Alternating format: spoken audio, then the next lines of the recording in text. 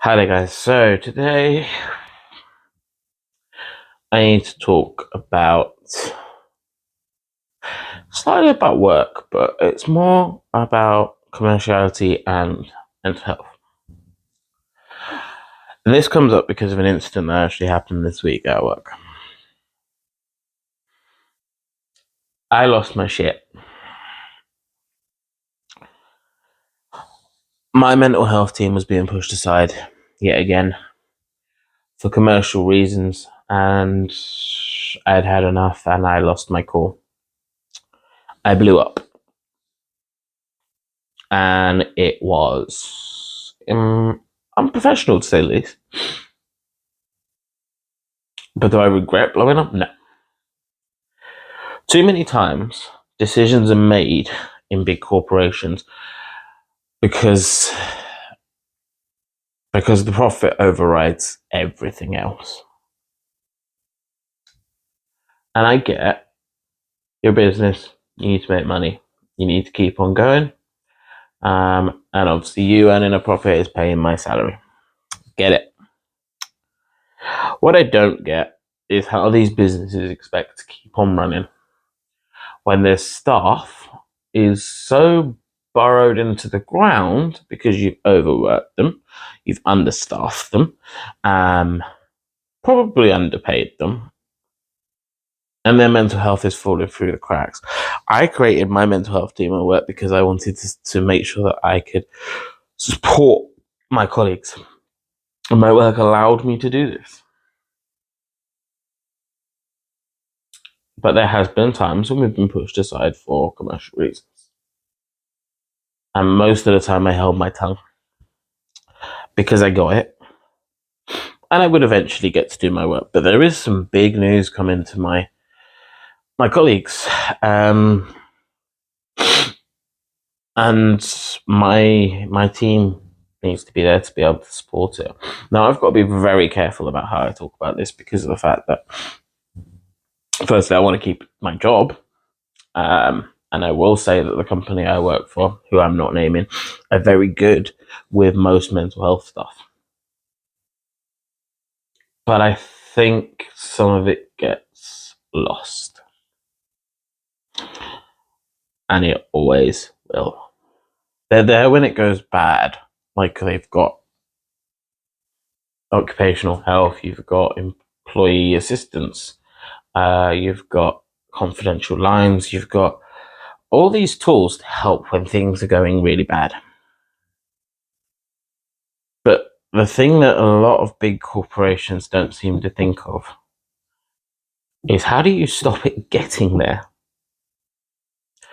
And when workplaces are understaffed, possibly underpaid, and are being overworked, you are destroying your team's mental health, and therefore they cannot make you money because they are too stressed.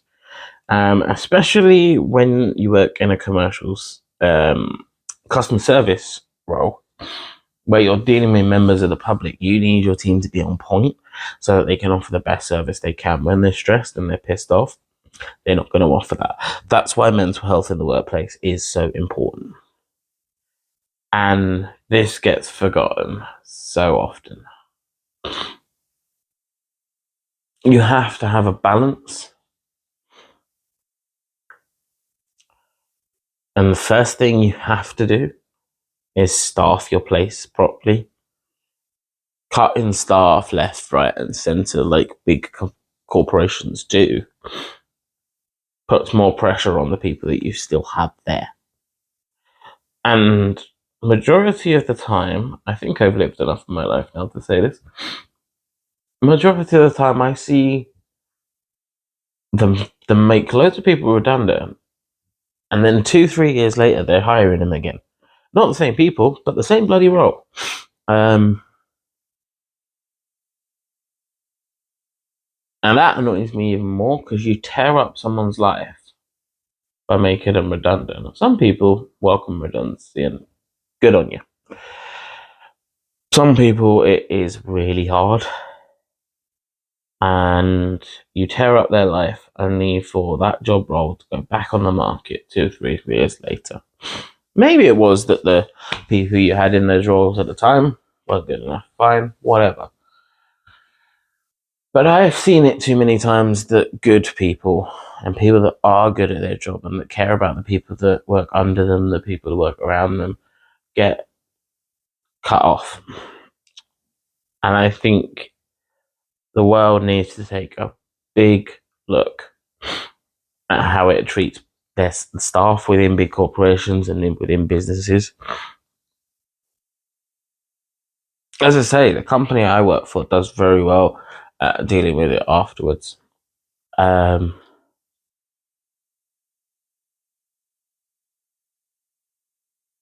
too often,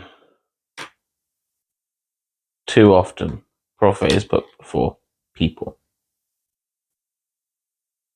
And I might be naive to think that this will ever change. But you should never keep on working for a company that doesn't support you. I had to blow up to make something happen. But for the most part, the support has been behind me for this project that I've been running has been immensely positive. It was a fight to get it up and running and to get people on board, but I think when people got on board and they started talking to us, that was when the effect took place. And I think with any sort of project, you kind of it's not always going to be welcomed with open arms, but if it is the right thing to do, hell yeah, you do it.